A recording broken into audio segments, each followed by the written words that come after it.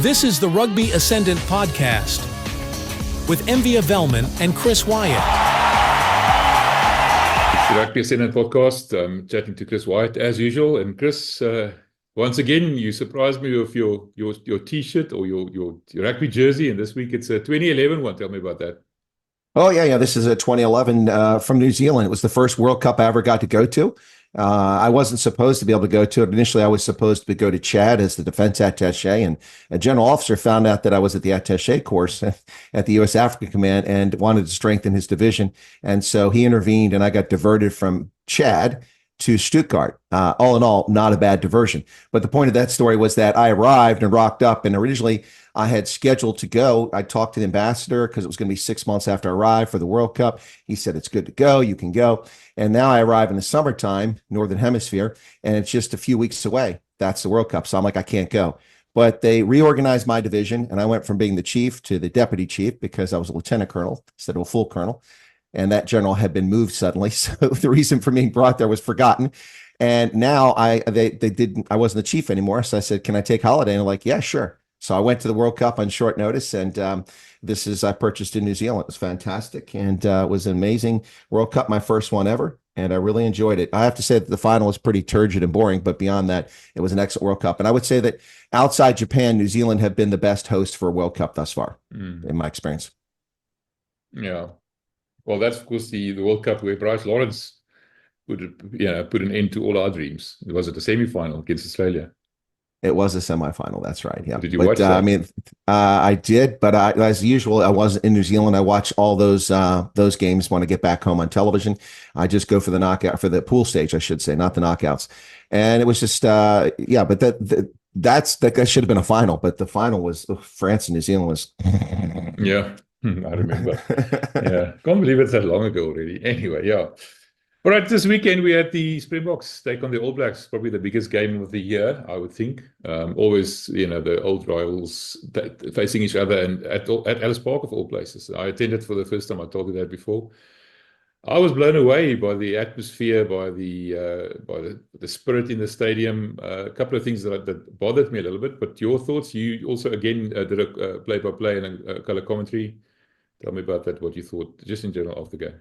Well, I thought the atmosphere was unbelievable. It was epic. It was amazing. The crowd, I didn't see any empty seats in the stadium. If they were there, they're pretty well hidden. It was just the festival atmosphere of it, the patience of the fans. There were a few little detracting things. We're going to talk about that, but no, it's fantastic. I was there for the Tri-Nations when Brian Habana pulled his hamstring after scoring 2 tries in the first half, and we lost that game. That was the first time that I really got really excited about the modern Springboks, because up until then it was just phase after phase, punch him in the face, punch in the face. And finally that day we opened up the game and it was exciting. Did lose to the All Blacks that game, unfortunately. But yeah, no, it can be a heck of a festive atmosphere there. And I thought this was incredible. What I have to say too is during the singing of Nkosi Lele Africa, the entire stadium was singing. It was unbelievable. It was amazing. We've seen the crowds become more engaged with every stanza of it throughout the thing, not just English and Afrikaans, but all of it. And this was it's very heartwarming to see. And it just shows you the power of rugby in South Africa when people rock up to the stadium. Yeah, it was incredible. I tell you what, I sang as loud as I ever sang in my life. And I can't sing to save my life. I'm a terrible singer, but I sang and I enjoyed it. It brought tears to my eyes. And even though I watched it afterwards, I said it yesterday as well, to watch it on video and then see the emotion on people's faces, because you're there, you experience it differently than when you watch a recording of it. It was, both instances was incredible. And the funny thing about the entire thing is that we all missed the plane. There was so much noise and smoke and everything else. We all missed the plane. We didn't realize it was already gone over after all that trouble that they went to. And it was a bit of an anticlimax. It was, everybody was waiting for it, and then we were, but it's gone over already. Yeah, that was funny. Did you see it on TV? I did see it on TV, and I did see the plane, and my first reaction was, let me do the whole thing here. My first reaction was, seriously? I realize South African Airways is in trouble, but can't we get FlySAF Air or Airlink to fly over the stadium? Why isn't Emirates A380 flying over the stadium? Yes, I know the Emirates sponsor the Lions, but this wasn't in the stadium, but this wasn't a Lions game. So I'm like, we even outsourced the flyovers in South Africa. That's my first thought. I think it was the only airline that was able to afford the fuel bill for that flyover, if you ask me. That's probably what it was about. I think you're probably right about that, especially since they had to fly around for like 15 minutes. Yeah. and then they still went over too early. Not really too early. Let's just talk about that briefly. No, they were on time. They were on time, but there was a delay because of the All Blacks. You can tell people about that. Yeah, the noise about the haka, and that's noise in the literal and metaphorical sense. The supposed disrespect towards the haka. I don't think we talked about this before. The fact that the crowd responds to it by singing is one thing. It's a good thing to react because you're being challenged. Kobus Wiese famously walked right up to the All Blacks and challenged them because they are challenging you. You have got the right to challenge them back. Nobody disputes that. What was upsetting was the fact that they started playing music and fireworks going off before the haka was finished. But that wasn't intentional. Just tell us about that. Yeah, no, what it was is there was a death of a traditional king, if I'm not mistaken, in New Zealand for the Maori. And it was announced shortly before this. And so out of respect, they took a few moments and did a prayer. I didn't see that on camera, but I understand that's what happened. And that led to a timing mishap. So the All Blacks actually caused this cock up unintentionally. And so look, Saro came out and made apologies and made a statement clear. I think it's a done and dusted. It's not a big deal. And I agree with you. People singing or cheering or yelling during the haka just ups the ante. It makes it really cool. The key thing is if the haka is going to be done, you want the spectacle of it. The media have to have the microphone near the haka players so you can pick up their calls even over the crowd. And that's what we had on Saturday. That part was amazing, but it got a little discombobulated as all of a sudden A380 flies overhead and fireworks go off. But no, I think it's a non-issue, and it was handled well by both sides. The bigger issue is, I think, something we're going to talk about here briefly, and that is the behavior of fans, which is becoming habitual now, at jeering and booing and hissing when the opponent is up to kick a conversion or a penalty. I didn't like that at all. No, I don't like it. And we said we're not the French. Traditionally, we've been good sports. We would go quiet, and we don't like it, but we're never going to jeer the guy or try and distract him or anything like that. We would maybe lie to the one side, to sort of pull the shot away from the poles. The point is, we don't jeer. I don't like that. You mentioned we saw that at Loftus at the semi-final. We saw it now again. I don't like it. It's not South African. Honestly, it's bad sportsmanship, if you ask me. Yeah, it's interesting because I mentioned that. I've mentioned it for several weeks now because quarterfinals, a little bit of it, a lot in the semifinal and even in the final. And now we see it again here. It's becoming habitual. And I mentioned, I've been flamed by a number of South Africans. They said, well, who are you? Shut up. What are you know talking about? We're South Africans. We'll do what we want. Kind of like when I complained about the music poorly timed at Loftus. That DJ needed to be fired. Remember that? And then I got flamed for that. I'm like, but folks, that's not South Africans. That's not a tradition in South Africa that's been there forever. So stop trying to, gaslight me. I know better. When you think I just fell off the turnip truck? No, I didn't. And, South Africans are respectful people.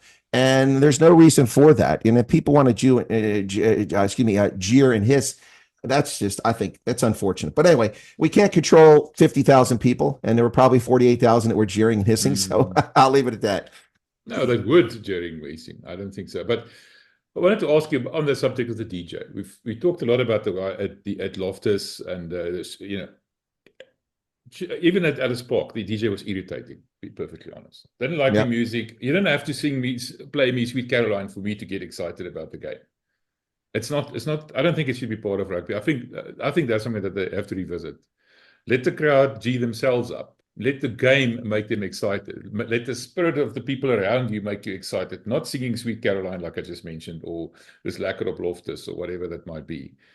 I don't like that. I think there's no place for it on a rugby field. It's not a disco. It's a rugby game. It needs to go back to a bit more traditional. And that's what I'll be talking about it. To take away the jeering and the booing and the hissing as well. Yeah, well, I would make one exception to that, and that's the sevens, which I know you're not in love with. But sevens, you have these breaks between games. You have multiple games in a row, and that's an appropriate time for that sort of stuff. To play the music is intermission between games. That's a different situation. But what we're seeing here in rugby union is a constant interruption of the game, lineouts being made, calls on the field, and we're hearing music, and we can't, we, the fans, also want to hear the calls on the field because we're that much into the game. We want to hear what the official's saying because his microphone is all the time. That adds an element to the game that you don't get. You don't get a microphone for basketball officials. You don't get a microphone for football officials on the pitch when they're out there. You only get this in rugby, and it really adds a dimension, and this distraction is hurting. While we're on that, we'll get to the Currie Cup later on, but at Midstream Stadium, that DJ needs to be fired too. That was annoying. That guy was driving me nuts on Friday. But yeah, it's when it becomes a distraction and people have to talk about it, then maybe something is wrong. So I think something is wrong. Okay, we've harped on a bit now. So that's enough moaning or complaining. Let's talk about the game. I think it lived up to all expectations, and we almost didn't make it there. But once again, the Springboks don't believe that they can lose. I think that's quite an important thing to point out there. But the All Blacks knew how to take us on. They knew what to do, how to counter our rush defense. They knew where the gaps were, where the weaknesses were, and they exploited it very, very well. What did you think of that first half, let's say, of that game? What went wrong for the Boks and what went right for the All Blacks? Well, I think the Bucks were discombobulated in many respects in that first half, and they barely had the ball. Poor possessions, a lot of mistakes were made. I mean, I'm sorry, Ben Jason Dixon, but trying to throw that ball up from the ground like that, turning it over, which led to that Caleb Clark try, that was necessary. Now we're going to talk about this. The one thing I would say, and it got better in the second half, but we talked last week about flexibility, versatility of players. Boy, this had to be the most flexible, twisted sideways rubber band game ever. I mean, players playing out of position, players moving from place to place, all over the place. And I think that created some discontinuity in the Springboks play and kind of upset their play. That was my view. It wasn't very smooth. I thought they left points in the first half on the pitch, and I also thought that their play was not very impressive in the first half. I think the All Blacks did what they needed to do. I was actually impressed, but I got to say that I was screaming into the microphone all day long about breakdown penalties not called against the All Blacks. They were really irritating me. It was nice to see finally that TJ Paranara got a penalty after his yapping and going on forever.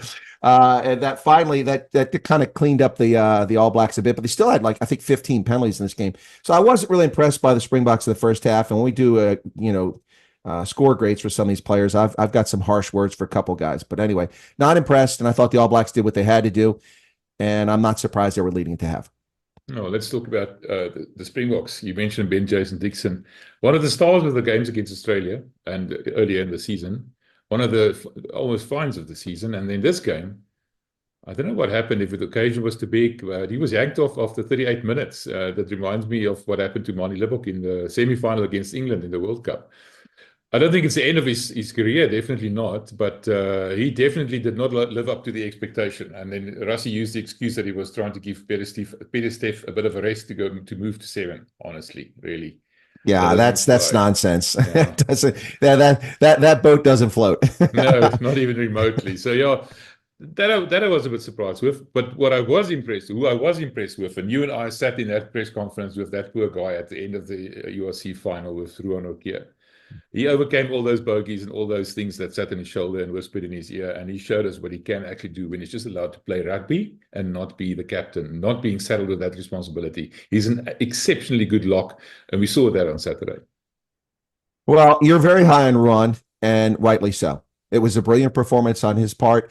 He was a warrior out there, blood pouring off his eyebrow. He just his tackles were amazing. His breakdown his work rate was amazing. No, I was really impressed here, and that whole shift, and that was interesting because you and I talked about Pieter-Steph du Toit at number 4. You weren't convinced, and I said, "Hey, it'll be okay. It'll be okay." That's what I said.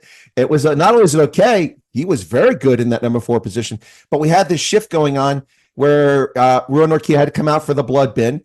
And then we moved, we brought Eben in at number 4, and then Peter moved to number 5.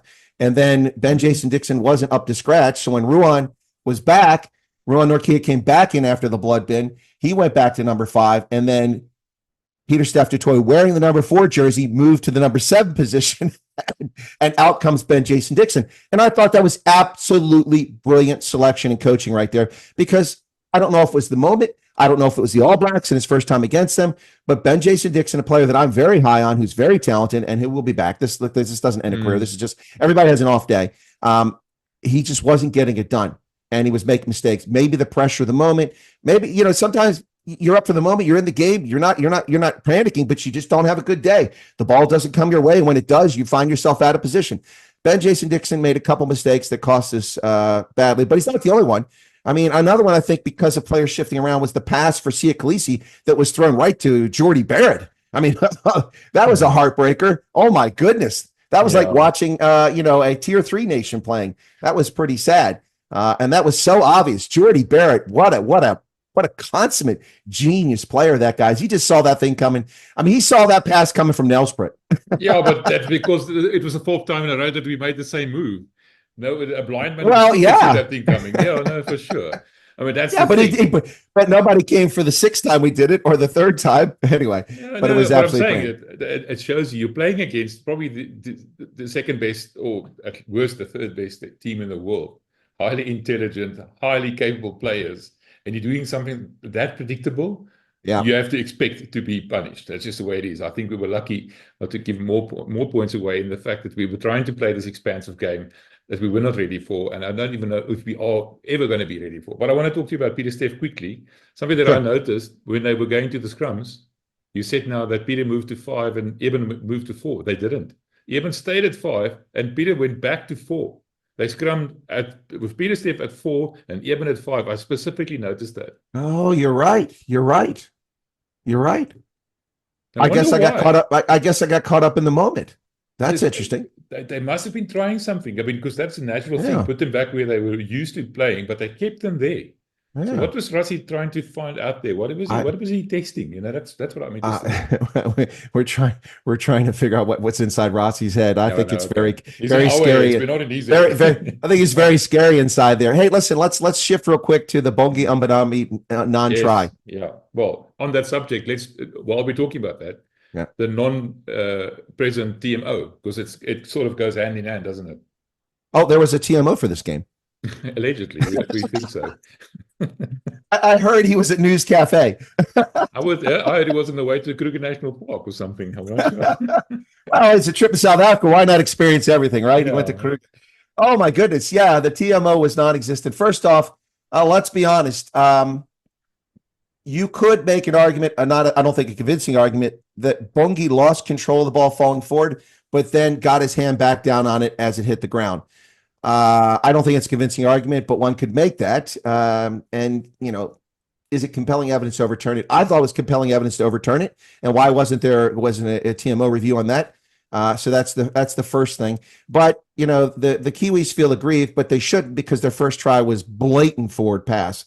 It was unbelievably forward pass. It was missed completely. Not even a TMO review on it. So, yeah, I think the ball try that Cody Titus took. Oh, was it the second try then? The one down the from the camera, the far side of the pitch. Who scored it? I think it was Caleb Clark's first try. It was clearly a forward pass. Okay. Anyway, but yeah, so I mean, I saw it on replay, and they still weren't mentioning it. So I mean, look, there was complaints that this is what cost the All Blacks game. That's nonsense. That occurred so much earlier in the game. It didn't affect the outcome. It does affect the point total, but if there's no try scored there, then there is a knock on, and they get it down the field. We don't know what happens. The dynamics can change. So if you make the argument that Bongi Umbadami gets that try at the 68th minute, and that's why they won, that's a legitimate argument, but not when it's back in the 36th minute or 32nd, whenever that was. So the TMO was really missing here, and it was especially prominent when Sia Khaleesi was hit in the head, and not even a TMO, no penalty, no review. And then before that, there was earlier in the first half, I can't remember who it was, but when the Bucks had the ball the first time deep in All Blacks territory, there was clearly a head knock against a Springbok, and there was no call. And the player went over and asked him. He says, "Oh, we looked at it. There's nothing on TMO." Looked at it. We just watched the replay on television. He's clearly hit in the face. Now, it's mitigated. It shouldn't have been a red card because a Buck was leaning forward.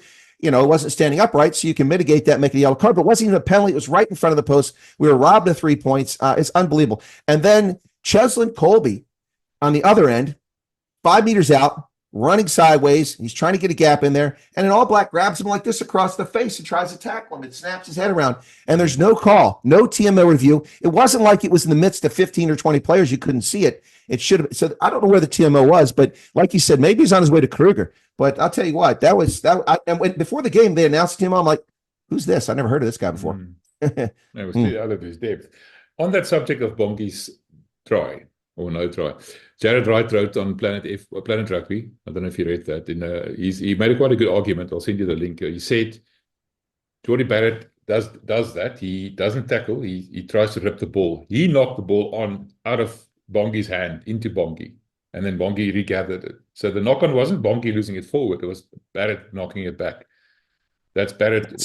No, that's a fair argument. But what I'm saying is the question, well, for me, wasn't a knock on, because yes, there was an all black knock on there. That's clear. The question for me was, did he regain possession and have positive control? That's the question. You don't have to And have positive control. It's not part of the rules. You don't have Really? to. Yeah. That I can show you. I can send you the clip. A lot of talking about that. So the ball can be out of your hand. It's on the ground. You just reach down as it falls out of your hand. Well, I've seen a lot of tries overturned because of that. But anyway, but that's the thing. I'll send you that link. I'm not an expert. I'm just going on what I'm seeing. So it's just interesting to say, like you said, like you just said now as well, quite rightly, is the fact that we should maybe have scored that try, but then again, the All Blacks shouldn't have scored that Cody trailer try with the double banking in the lineup. That's a clear double. Oh yeah, well, there we go. I hadn't even thought about that. Yeah. No, look, it's these again, are TMO should have picked it up, or even the ref should have picked it up. Exactly, especially when the TMO is saying, "Hey, no, you got to come back because there was a knock on 2 minutes ago." What? Yeah. 17 phases ago. Oh yeah, I mean 17 phases ago, exactly. I mean, no, that's done and dusted. Sorry, you can't change that now. Yeah, and look, Brace wasn't helped by his TMO. I have to give him that. No, but let's talk about something here that hurt us in this game, and it also hurt us in the Australia game at Perthfontein. We saw this. The Springboks not rewarded for their scrum, and it's one of the most powerful aspects of their game. The Springboks in this game, I'm not complaining about Andrew Brace because he was consistent on both sides of it, but they were not rewarded for scrum dominance. The Springboks had a very dominant scrum in this thing. We saw almost no penalties called in that, and I think that's unfortunate. The previous game, of course, now that apparently that's going to be investigated for Australia's non-scrummaging going on for most of the second half, or over half the game, if I'm not mistaken. So that's 2 games in a row that one of the strongest aspects of the Springboks has been negated, and they've still won. That's a good sign. Good point. Good point. That Australia thing is that's going to become a big thing. I don't know if they let it slip or what, but Angus Bell could have played.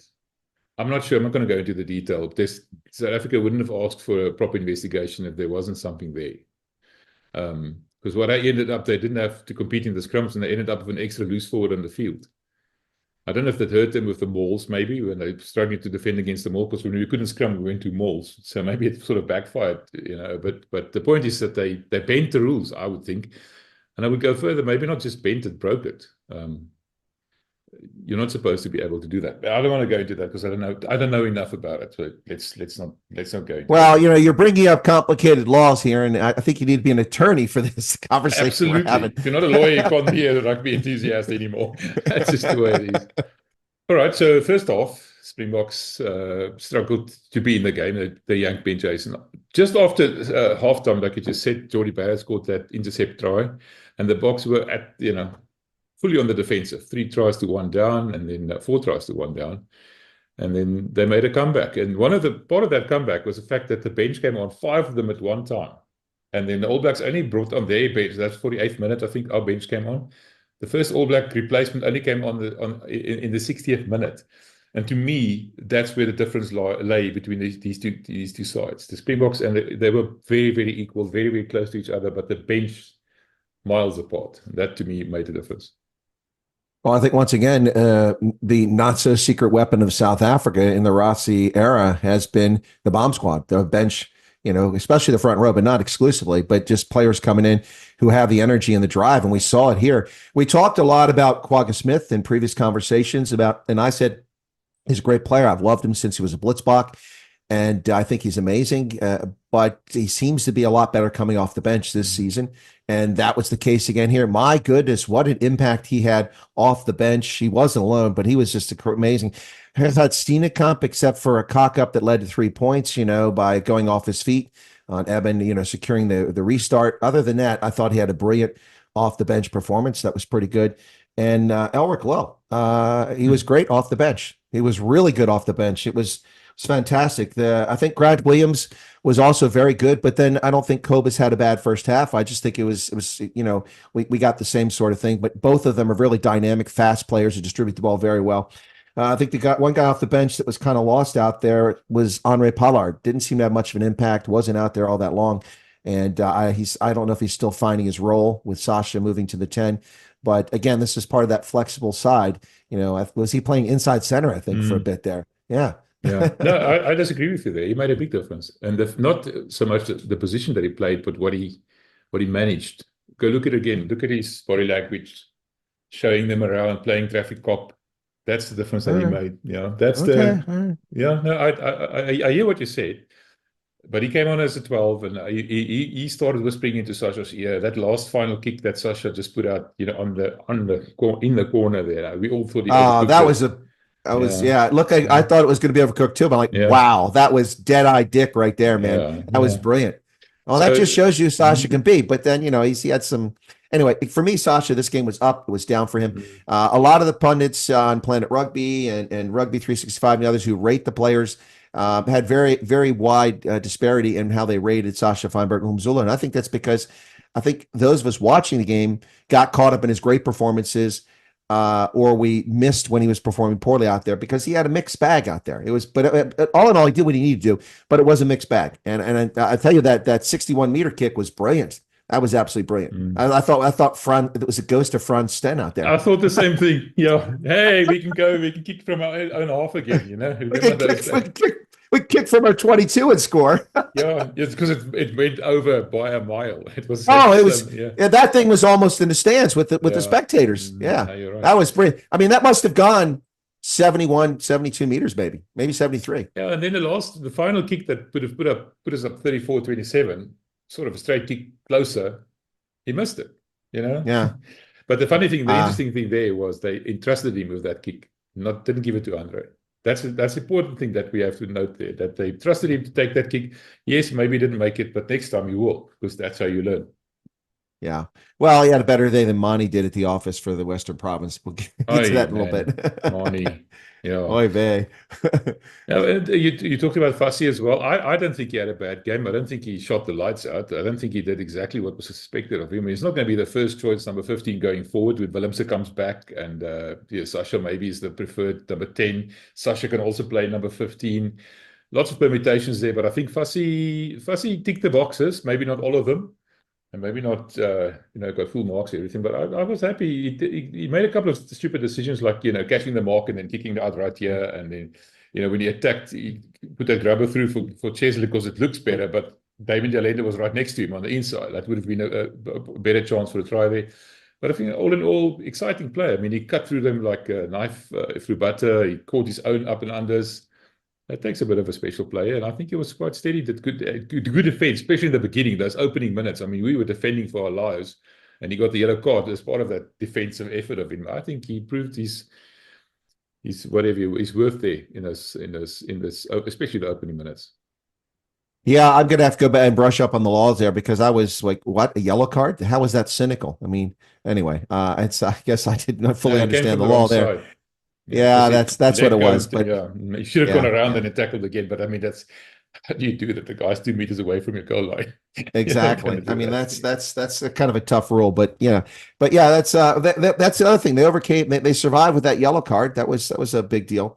But two things of note here in this game that I think are concerning going forward, and that was the hit to the head of Sia Khaleesi, and what looks like is it a fractured cheekbone? I haven't heard an update on that. And then Kurtley Arendse, and there was no malicious thing here. Kurtley even had a good tackling technique. It was unfortunate for him. The player at the last moment, as he was going forward, turned his hips, and Kurtley's head hit there and snapped his neck around, and he went out with a head injury assessment. I assume he has a concussion. I've heard no updates on that. Yeah, as far as we know, Rassi's now postponed his team announcement to Thursday for the first time in a long time.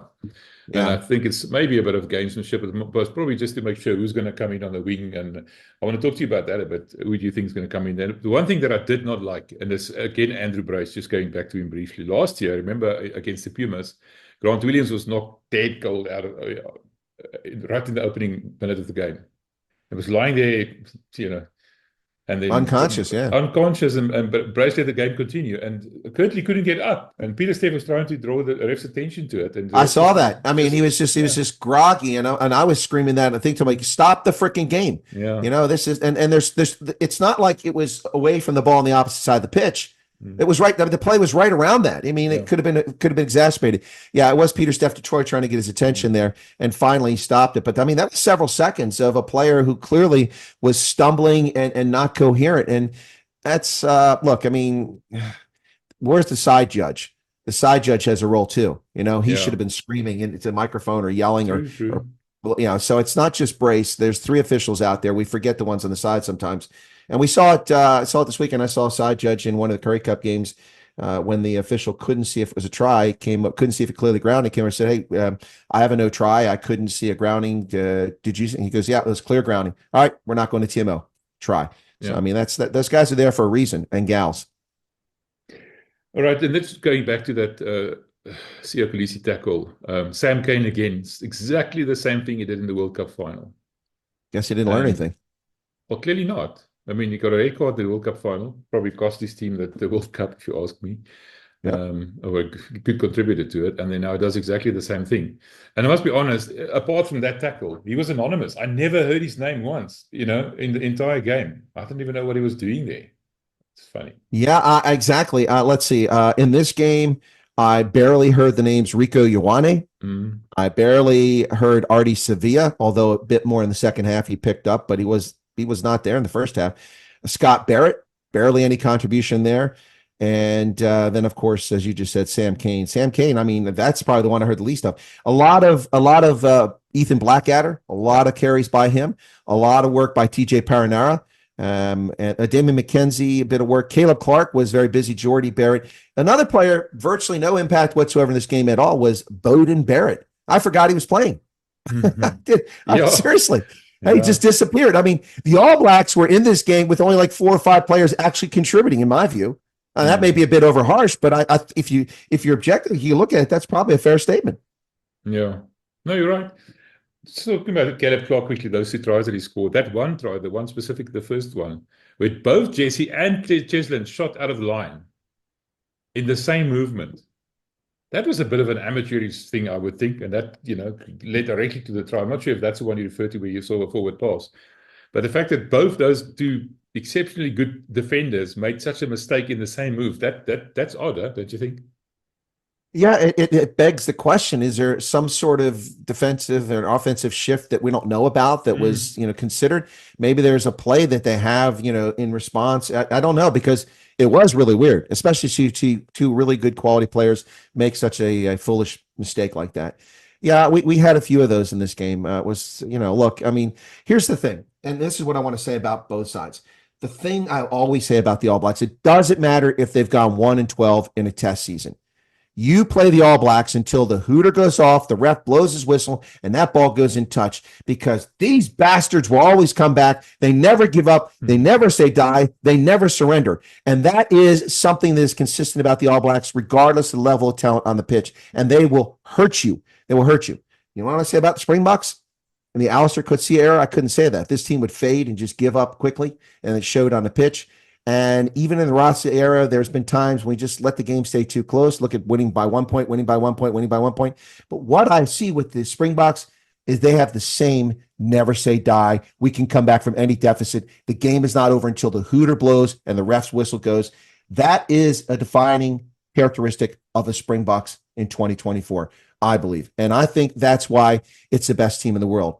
If it wasn't for a little bit of stupid decision-making and a mistake late in the Ireland game, they'd be undefeated this test season. They should have won that game. Should have won that game.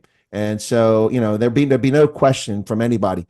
But just nobody's talking about Ireland. Of course, they're not playing right now, but no one's talking about Ireland. So I think that the Springboks have added an element that has been present in the All Blacks for the past 15 years. Never say die. The game isn't over. We can come back. And look at it. They do it. They keep doing it. Yeah. No, you're right. I don't think the Boks ever thought they were going to lose this game. You're right. And so look, in National Football League in the late 70s, early 80s, there was a football team from St. Louis, the Cardinals, who are now in Arizona, and they were known as the Cardiac Kids because they came back from unbelievable deficits all the time to win games. The Springboks are starting to make me feel like they're the Cardiac Kids, but I don't need chest pains. Start winning these games by big margins, okay?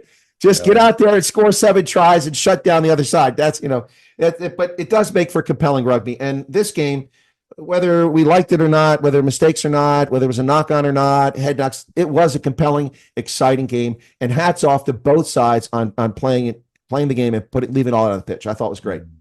Yeah, the rivalry. Ireland can, put up the hand to say, well, you knew greatest rivals. They're not. It's still the All Blacks. It will always be the All Blacks. There's no doubt about it.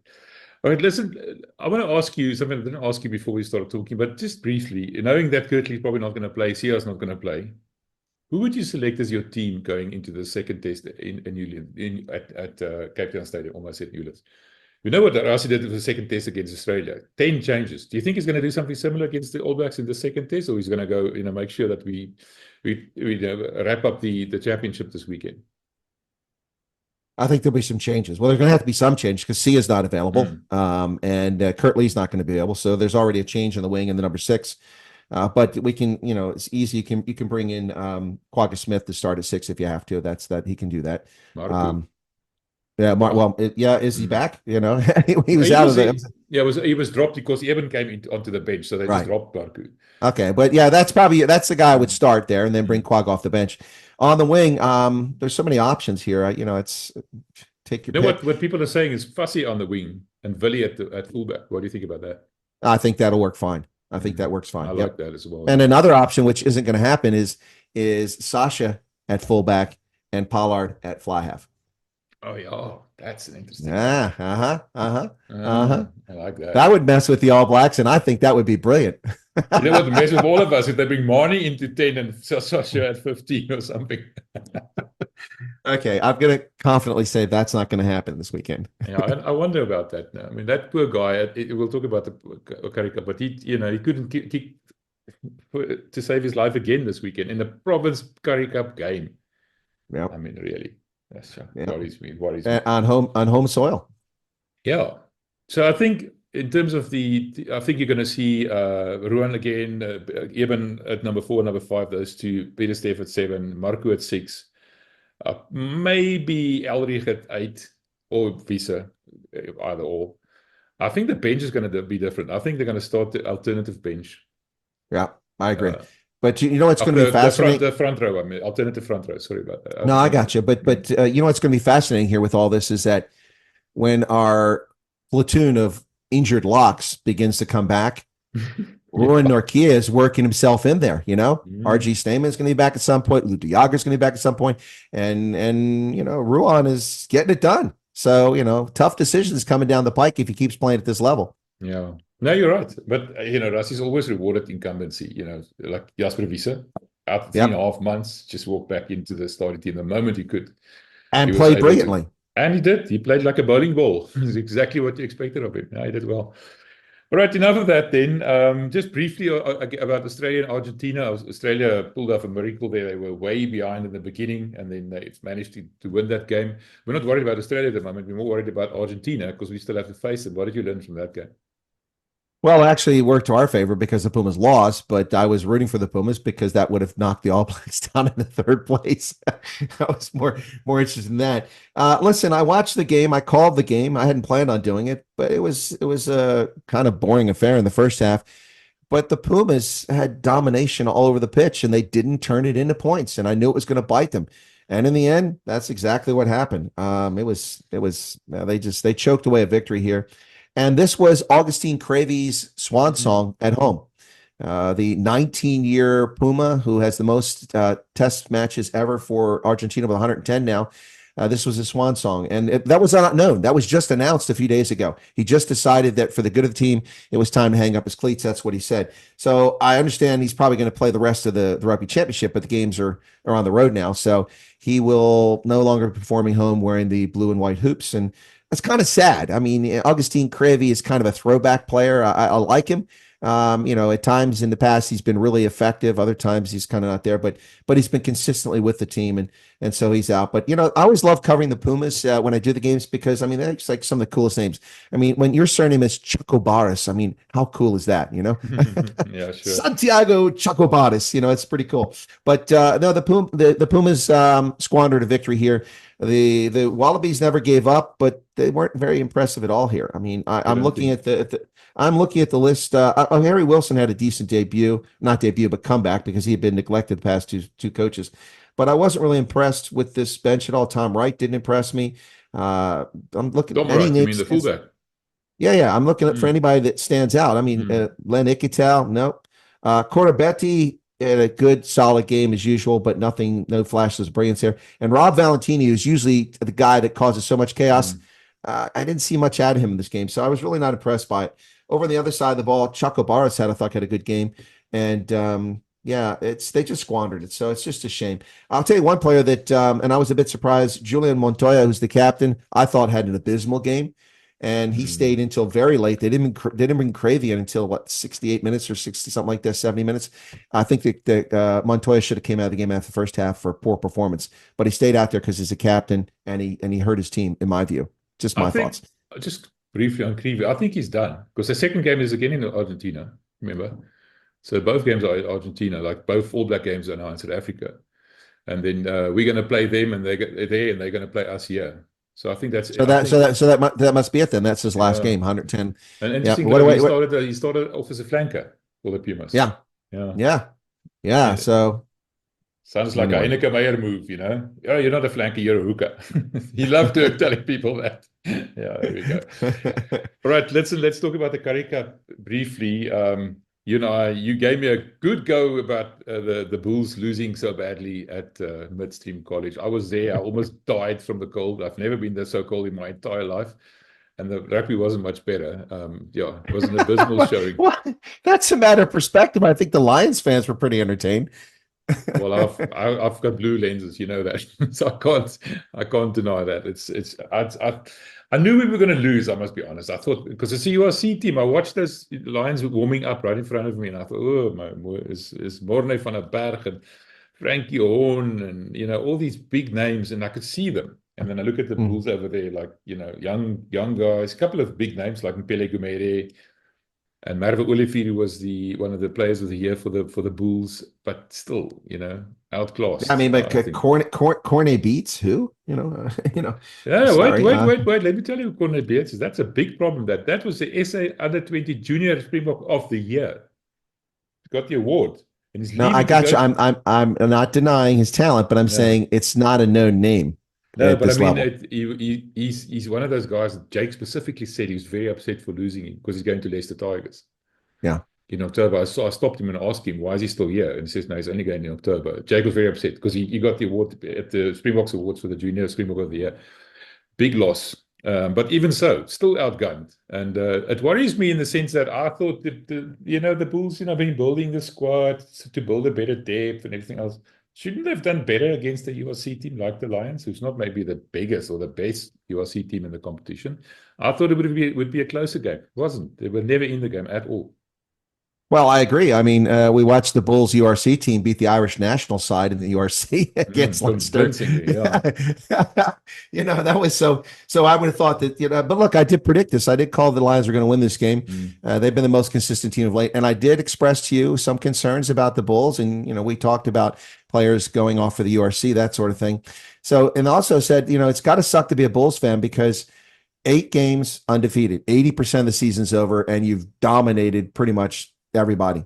And now you lose here at Midstream. Next week, you're in the Shark Tank in Durban. And the Sharks have gotten better and better week after week. Week after week, they get better. I'm not saying that they're there yet, but they've gotten better. They were 0-3. Now they're, 4-3-1? Is that right? Is that no? Wait, there's 9. 5-3-1. Yeah, 5-3-1. So they've won 5 games and got a draw in the last 6 games. That's incredible. They've really come back from death's door. They've secured the 3rd position. They can't go any higher, but they'll get 3rd guaranteed. So they'll be on the road either against the Lions or against the Bulls. But the Bulls fans, I mean, it's got to be a little bit, I don't want to say heartbreaking, but frustrating to be on top of everything for so long, only to be caught. And now they're chasing the Lions. They have to beat the Sharks if they want the number 1 position. Some people say it doesn't matter because it's a home semifinal anyway, but I think it does matter because if you're first and you get a home semifinal, you get a home final. Yeah, okay, it does matter. They can't overtake the Lions anymore because the Lions are not going to lose against the Griffins. There's no way. Yeah, and they're going to play the same URC side against the Griffins, the Lions now. So it's 5 points. That's it. That's a done deal. The question is, and this is the big question. We heard last week at the Bulls prize giving that the URC games are going to be moved, the opening URC games, the local derbies, to sort of give the Currie Cup final, which takes place on the same day, its place in the sun. We don't know where that's going to be.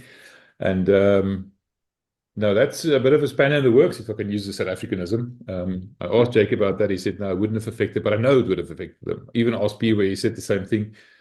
It's obviously affected them. They were never planning to play the URC players. They were two squads, Currie Cup squad, URC squad, doing nice, proper preseason warm-ups and training and, preparation and the likes, and the Currie Cup side then doing well, like you just said.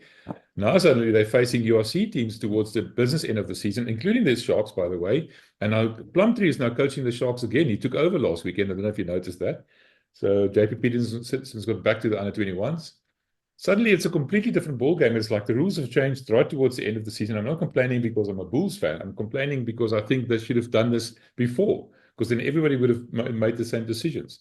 Now suddenly, like you said, the Bulls dominated the season. They did well. They honored the spirit of the competition almost, and they're in big danger of actually not making the final. Let's be honest. If they play, even if it's a Sharks, even if it's at home, a USC Sharks team with a Currie Cup Bulls team, they're not going to make the final. That's just the long and the short of it. Well, I think that your concerns are legitimate, and I don't think you're belly aching or moaning or whinging. I think it's fair. It's not right to change the rules of the game this late in the season. Things should have been the way they were. And I agree with you. The Bulls have played up to the spirit of what the intent of this Currie Cup season was supposed to be, which was stated by Saro. They said, this is how we're going to approach the season. That's why it was moved on the calendar, so it wouldn't conflict with other things. And I think that the Bulls, I don't say they're being penalized, but it's unfortunate for them. Now, I will differ with you on one point. I will say that if they wind up playing the Sharks at Loftus, I don't think it's a guaranteed loss, even against the URC team. The Sharks, while they've gone 5-0 in a draw in the last 6 games, there are still issues with the Sharks team. I know they won the Challenge Cup, but they were atrocious in the URC season, and they aren't guaranteed to win. The Bulls can win at Loftus. Now, whether they win that game and then the Lions wind up beating the Pumas because the Cheetahs are collapsing, they're in free fall. Yeah. It depends what happens. It depends what happens in Ellispark this weekend. That's actually, ironically, the game of the weekend. That's the big one. It's Sharks and Bulls is important, but the game of the weekend is the last decider for that playoff spot. So let's say it's the Lions Pumas. Lions win. Bulls Sharks. Bulls pull it out Loftus. Then they have to go to Emirates, Ellispark, and the Lions beat them. Yeah, anyway. That's like I said. Willem Strauss sent out in a WhatsApp, and he said, listen, we have to revisit our strategy. So I wouldn't be surprised if the Bulls now, sort of out of being forced to pick their URC side, because they still want to win this competition. It's still the Currie Cup. It still has a lot of prestige to it. You don't want to just, okay, let it beat out or something. You want to win it.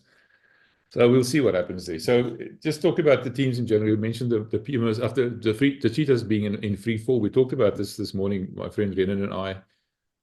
What do you think is going wrong there? Is it the coach? Is it the structures? Not enough players? Not enough money? What's going on? Because they started well. I think it's player performance. The players are just disappearing for stretches of the game.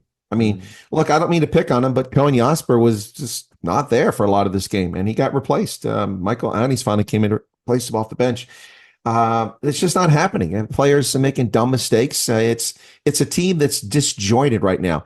I suppose you could blame it on coaching, because coaches play a role in this. You got to pull these players aside, grab them by the collar, and tell them what they're doing wrong and reinforce it. But maybe they just need, some more practice. I don't know, but something's definitely wrong here. Listen, Super Brew Currie Cup always breaks my heart, because I almost always go with my heart, not my head, because for me, Super Brew Currie Cup is so fun. I take the URC and test, that much more serious. I try to compete there, but Currie Cup, like the Griquas play, I'll root for the Griquas. I'll pick them a lot of times. Well, this weekend, I thought I went with my heart, or with my head, not my heart, and I picked the Cheetahs. I lost it. That's a Griquas one. I did say, though, that the Cheetahs could lose up there in Kimberley, and they did. Let's give it to the Griquas, man. That was a really good game. Let me just run through some stats here really quickly here. At 51 minutes into the game, the Griquas had 62% possession.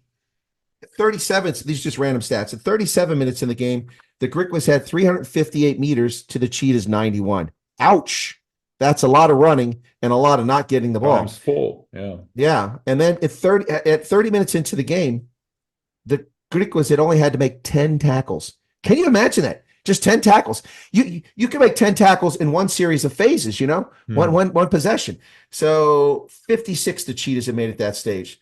And at the 25-minute point, and it continued, it wasn't quite as strong, but at the 25-minute point, to go back, it was 75% possession for the Griquas. Shows you how they started and how well they played. They really, really, I thought, they performed, and the Cheetahs squandered it. They could have not locked themselves up. They could have put themselves in much better position. But it all comes down to the last game in Ellispark. Do the Pumas perform and go to the playoffs, or do the Cheetahs come back, go to the playoffs? I think it's going to be a barn burner. I think we'll have an exciting game. Given that both these teams are making stupid mistakes, there could be a lot of easy tries in this game. So we'll see what happens. Yeah, isn't it a repeat of last year's final? Yeah, it's a repeat of last year's final, but neither one of these teams are going to go to the final. The Pumas were just as inconsistent, honestly. And like you said this morning to Renan, the Cheetahs are the defending champions. You would never say that. They're really bad. Shame, man. It's, they are. Actually sad to see that happen. And the irony is that I thought the first couple games, they were world beaters. They came out. I thought they were going to stand top of the log, but then it just went sideways very quickly. Yep. Yeah, after that loss against the Bulls at Loftus, after that game, it just went south. You're right. After Nkosi Sabu Nkosi was tested positive. Remember that day? Yeah. Oh yeah, that's right. Everything has really been discombobulated since then. Yeah, and then the Sharks just rolled over the Griffins like most people do down there at the Shark Tank. Man. So the one note in there is Makazole Mapimpi, 4 tries. Woo, man. Good day at the office. You can't keep claws down. What's the word? This is the way it is. Yeah, no. And then another pick. This one I got right because I went with my heart, not my head, but it worked out. At Stellenbosch, Province defeated the Pumas. The Pumas just choked away a victory here. Oh my goodness, they really screwed the pooch on this one. It was just not good. But as I mentioned earlier, Monty Lubbock was in this game. Well, he was on the pitch. He was on the pitch. I don't know if he was in the game. I was about to ask you, how many tries did the Province score and how many did he convert? They scored 6 tries, I think. He might have converted 2 of them. Really? Yeah. No, but look, again, he showed his sublimeness with great kick to the wing out there, and that led to a try. But look, there was a couple things here. A guy I've been very high on who plays very well seemed to be missing in this game. That's Luke Berger. He was a fullback. Usually I think he's done it either on the wing or fullback. He plays well, but not there. Courtnall Skosan had a hat trick. He had a good game, but I mean, the hat trick, there were a couple easy tries that he just was right there for the offload, because he had a good line of support. But still, it needs to be mentioned there. I think Wandasili Similani had a good game. And across the board, pretty good. A couple of these guys, other than Monty, that's so great. Interestingly enough, as we talked about, Devo Devanaga, who's on a game-by-game basis with them, and he'd started the previous game since he got hired, started on the bench. They put Khan back out there, and then they pulled Khan out. They put Devo Devanaga out there, and that's when the Western Province side began to click, when Devo Devanaga came out there and started distributing the ball. His game knowledge, his understanding of the game, it reminds me of Ruan Pinar. It's just how clever they are and how they can really raise a team up that's performing poorly just by coming on the pitch. No, so it's I'll tell you, with the season, what I missed this year is Ruan Pinar playing for the Cheetahs. I really missed that. And I'm really excited to see Devo Devanaga. I don't know where he's going to go. I hope he doesn't retire because he's like ancient for rugby. But I'd like to see him get another season. It'd be great if it was with the URC team. If the Stormers pick him up, I can live with that. But this was Province. Now they win one. Gee, thanks guys. 3 and 6. It's funny you mentioned that about Ruan Pinar. I forgot about that. I mean, I think maybe the fact that they've lost him played a bigger role than we realized. That head on his shoulders, all the experience, guiding the younger guys. I know he's still involved in the younger coaching areas, under 21s, I think, or something. But the point is, he's not playing for them anymore. That's actually quite an interesting thing I didn't think about. No, it's something I pointed out last year. I said the Cheetahs are going to take a big hit because of this. He's no longer there. And also Franz Sten's retirement too, because he was the Cheetahs there at the end. But excuse me. I think the Franz Sten retirement's less of a hit because Pinar was more of a leader out there. Franz Sten was a performer, and Pinar was a performer and a leader. But I mean, people forget, the guy was a fullback. He is a scrum. He's like in a 5-meter tall, scrum half, fullback and a fly half. He does it all. I mean, yeah, I miss Ruan Pinar on the pitch. You've seen him around for so long. I forgot he had hair once upon a time. Yeah, that's true. That's true. All right. Oh my goodness. Thanks, Chris. That was good. I enjoyed it. Thank you, man. All right, man. Cheers. Thanks a lot. You have a good day. This is the Rugby Ascendant podcast with Envia Velman and Chris Wyatt.